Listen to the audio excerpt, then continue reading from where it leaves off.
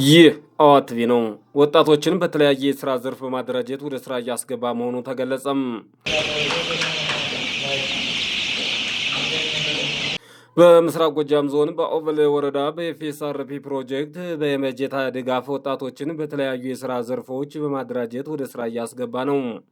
ኤፍኤስአርፒ ፕሮጀክት በወረዳው ከሚሰራቸው ብዙ ስራዎች ውስጥ አንዱ ስራ አጥ ወጣቶችን በመደገፍ የስራ ዕድል በመፍጠር ሲሆን ከ2016 ዓ.ም ጀምሮ በተለያዩ ዘርፈ ብዙ ስራዎች በማርለብ በዶሮ እርባታ በንብ ማነብና በወተት ላም ወጣቶችን አደራጅቶ ወደ ስራ የማስገባት ስራ እየሰራ ያለ ፕሮጀክት መሆኑን የኦቨል ወረዳ የምግብ ስርዓት ማጠናከሪያ ፕሮግራም ማስተባበሪያ ዩኒት አስተባባሪው አቶ ወንዴተዋበ ተናግረዋል።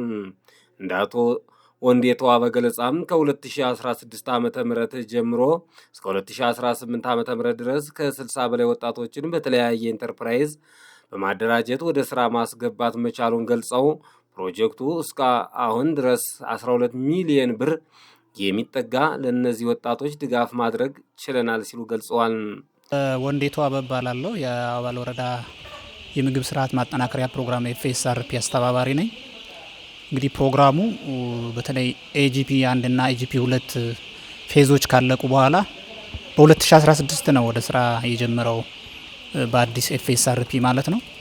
ከዚያ ጀምሮ በተለይ አብዛኛው ብዙ የሚሰራው ስራዎች አሉ። ከዚያ ውስጥ በዋናነት እዚህ ስራት ወጣቶችን የስራ እድል ከመፍጠር አንጻር በ2016 ጀምሮ በርካታ ስራዎችን ለመስራት ጥረት ተደርጓል።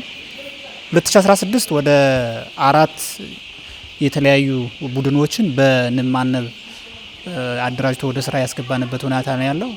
ኦልሞስት ወደ 20 ምናምን ወጣቶች ከዚያ ውስጥ ወደ 8 አካባቢ ሴቶች የሚሆኑ ማለት ነው።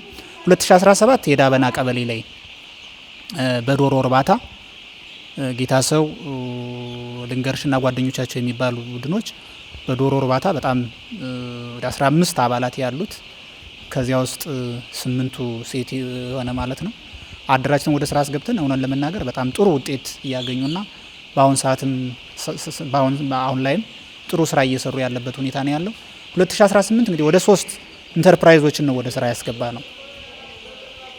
የመጀመሪያው እዚሁ አሁን የምንገኝበት የተሾመ እንዳላማውና ጓደኞቻቸው የአንድ ቀን ጫጩት ማሳደግ ነው። ወደ 15 አባላት ነው ያሉት። ወደ 8ቱ ሴቶች ናቸው፣ 7 ወንድ አካባቢ ለዶሮ እርባታ መሟላት ያለባቸውን ከአልባሳት ጀምሮ መሟላት ያለባቸውን ነገሮች አሟልተን ወደ ስራ ነው ያስገባ ናቸው። ከዚያ በኋላ እንግዲህ አንድ ዙር አስገብተው በ5060 አካባቢ ጫጩት አስገብተው እሱን ሸጠዋል። እንግዲህ ከዚያ በኋላ በራሳቸው አሁን ላይ የምናየው ለሁለተኛ ዙር ያስገቡት ነው። ጥሩ ተስፋ ያለባቸው ወጣቶችና ወደ ስራ ጥሩ እየሄዱ ያሉ ወጣቶች ናቸው። በአጠቃላይ በወጣት ኦልሞስት ከ2016 ጀምሮ ወደ 60 ምናምን አካባቢ ወጣቶችን በኢንተርፕራይዝ እያደራጀ ፕሮግራሙ ወደ ስራ ያስገባበት ሁኔታ ነው ያለውና ጥሩም ውጤት እየታየ ያለበት ሁኔታ ነው ያለው። ለኢንተርፕራይዞች በአጠቃላይ ለሁሉም ኢንተርፕራይዝ ወደ 7 ሚሊዮን ብር ነው ድጋፍ የተደረገው በዚህ በጀት ዓመት ብቻ። አሁን በአጠቃላይ ወደ 12 ሚሊዮን አካባቢ የሚጠጋ ገንዘብ ለወጣቶች ድጋፍ ተደርጓል። ከዚያ ውጭ ግን ለእያንዳንዱ ፈጻሚ ተቋማት የክትትልና ድጋፍ በጀት አለው።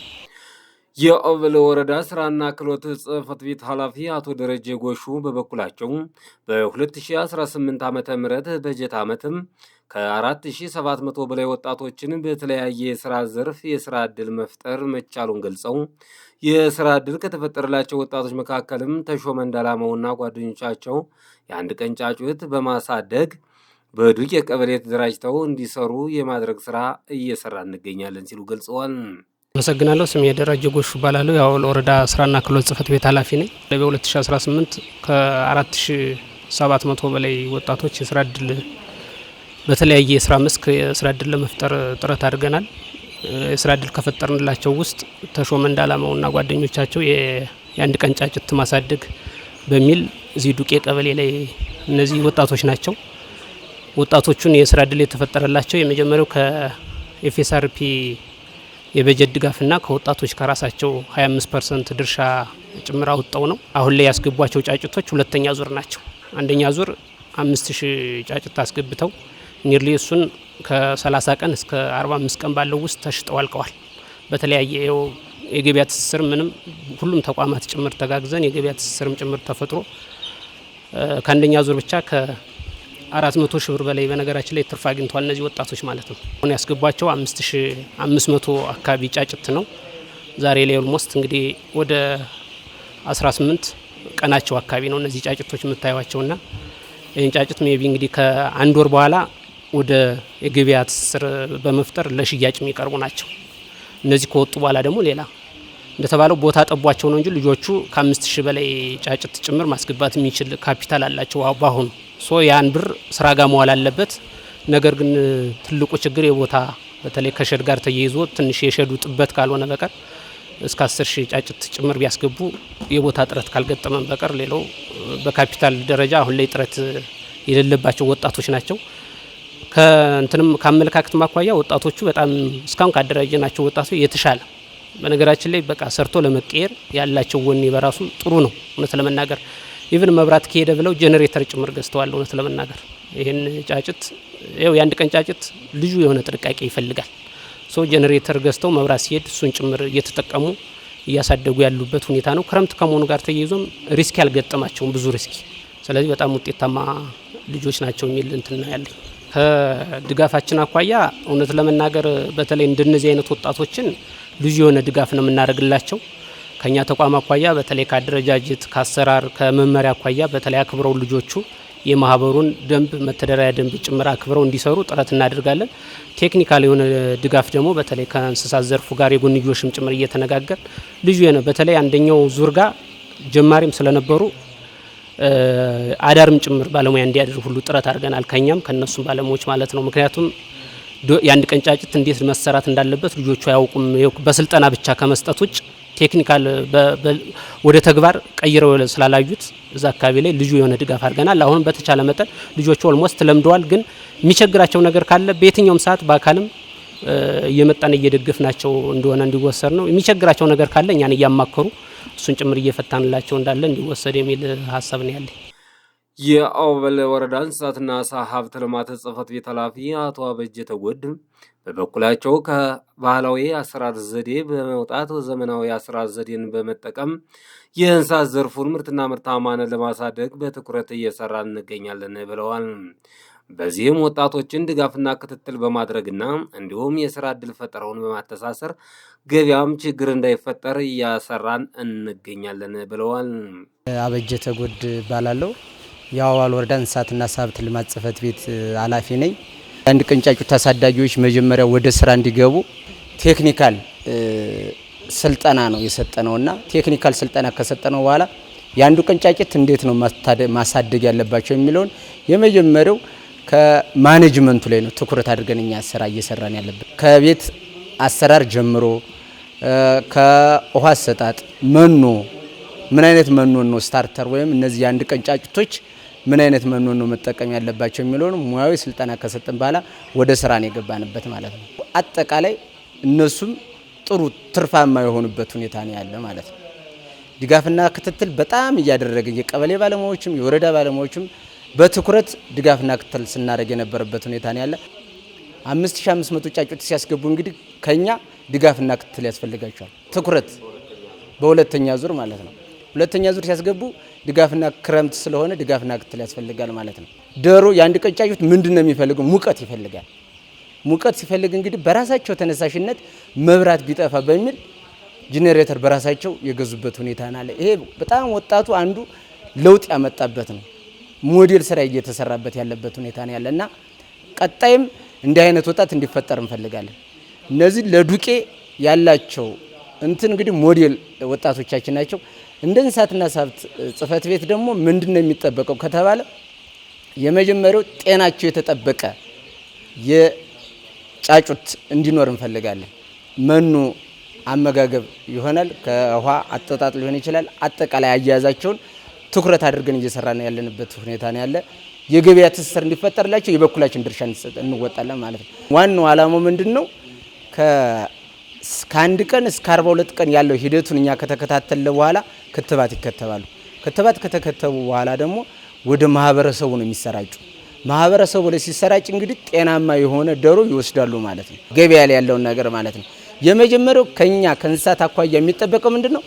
ክትባት በትክክል ተከትቧል የሚለውን ደብዳቤ ከተቋሙ ይዞ መምጣት አለበት። መከተቡን ማህበረሰቡ ትኩረት አድርጎ ከፋርም ውስጥ የሚወጣ ዶሮን ትኩረት አድርጎ መውሰድ አለበት፣ መግዛት አለበት።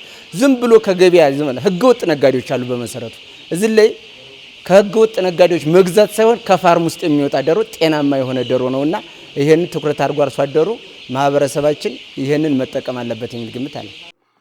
በዱቄ ቀበሌ የስራ ዕድል ከተፈጠረላቸው ወጣቶች መካከል ወጣት ወርቁ ቢምረውና ወጣት ጥሩ ወርቅ ድረስ በኤፍኤስአርፒ ፕሮጀክት የበጀት ድጋፍ የአንድ ቀን ጫጩት ማሳደግ 15 ሆነን የጀመርን ሲሆን 5500 ጫጩቶችን በማስገባት ስራ ጀምረን እየሰራን እንገኛለን ብላለኝ። የተደራጀን 15 ሆነን ነው ወጣቶቹ ማለት ነው። ሁላችንም ስራ አጦችን የተማርን በዲግሪም አሉ፣ ዲፕሎማም አሉ፣ 12 ያጠናቀቁም አሉ። አብዛኞቹ እንደዚህ ናቸው። አዋጭ ስራ ነው ብዬ ነው የማስበው። በዛ ላይ አሁን ድጋሚ ያስገባ ነው አሁን ነው የ3 ሳምንት ናቸው። አሁን በቀጣይ 3 ሳምንታቸውን የያዙት በጣም እያደጉልን ነው። አሪፍ ነው ብዬ ገምታለሁ። ለስጋም ለእንቁላልም የሚሆኑ ናቸው። ባይዞይ ዝርያቸው ተመርጦ ነው የቀረበልን። ሳሶ የሚባል ዝርያ ነው። ደስ የሚሉ ናቸው። እድገታቸው ራሱ በጣም የተለዩ ናቸው። ሲጀመር ማለት ከባለፈው እንደውም የአሁኖቹ ትንሽ አመጣጣቸውም ደቀቅ ያሉ ጫጭቶች ነበሩ እንጂ የባለፈው እንደውም አሪፍ ሆኖ ነው ያደጉልን። በጣም ደስ በሚል ሁኔታ ማለት ነው። አሁን ያስገባናቸው መጀመሪያ ላይ ያስገባን 5000 ነበረ። አሁንም ድጋሚ 5000 ነው ያስገባን። ቦነስ 500 ተሰጥቶናል። ፕሮጀክቱ በስተባብሮናል። ይሄን ድጋፍ ያደረገልን ኤፍኤስአርፒ ፕሮጀክት ነው። በጣም ቴንኪው ማለት እንፈልጋለን። ወጣቶች በዚህ ሙያ ተሰማርተው ይሰሩ እኔ ትርፋማ ናቸው ብዬ እገምታለሁ። ምክንያቱም በጣም አዋጭ ነው። አሁን እንኳን በመጀመሪያው ዙር በቃ መኖም ማስገብተን ጫጭትም ማስገብተን የተለያዩ እቃዎችን ገዝተን ማለት አሁን ራሱ አሪፍ አምፖል ነው ያስገባ ነው። ጄኔተር ገዝተናል። ከሱ ራሱ አሁን ወጪ ቀሪ ብሎ 450 አካባቢ ብር ተቀማጫለን ማለት ነው። ውጤታማነታችንን እኔ በጣም ደስ ነው የሚለኝ። ምክንያቱም አሁን 2 ወር ባልሞላ ነው ሂሳብ የሰራ ነው ማለት ይቻላል። ባለሙያዎችም የመጡ እየተከታተሉን ነው ብዬ አስባለሁ። አሪፍ ነው ብለው በርቱ ብለውን ሄደዋል። በዚህ እየደገፈ ነው ብዬ ያስባለሁ። ወደዚህ ስራ የገባን አንድ ዙሪያ ወጣን እንዳለውም ተወርቆስ ተጨማሪ ግንቦት 7 ነው አንድ ዙሪያ ያስገባን እና እስካሁን ድረስ ባለው ያው አሁን ደግሞ 3 ሳምንታቸው ነው ተገቡ። እስከዛ ድረስ ደግሞ የቀሩ ጫጭት ነበሩ። እነዛን ደግሞ አጣራ ናቸው እና አሁን የተወሰነ የቀርተው 20 ምናምን የሚሆን የቀርተው እንጂ ጨርሰናል ማለት ይቻላል። በ45 ቀናቸው ነው ያስገባናቸው። እንደተባለው እነዛ በጣም ከፍ ያሉ ነበሩ። እነዛ በዚህ እይታ በ3 ሳምንታቸው እንደዚህ አልነበሩም። በጣም ክፍሉ በጣም ዘው ድረስ ደርሶ ነበር። በጣም ብዛት ነበራቸው። ከመጀመሪያው ዙር 4700 ዶሮ ሸጠን ጄኔተርም ገዝተን ቢያንስ 450 ምናምን የሚሆን ትርፍ መኖ ምናምንም አስገብተናል። አንድ 20 ኩንታል ምናምን መኖ አስገብተናል። ጥሩ ነው፣ አዋጭ ነው።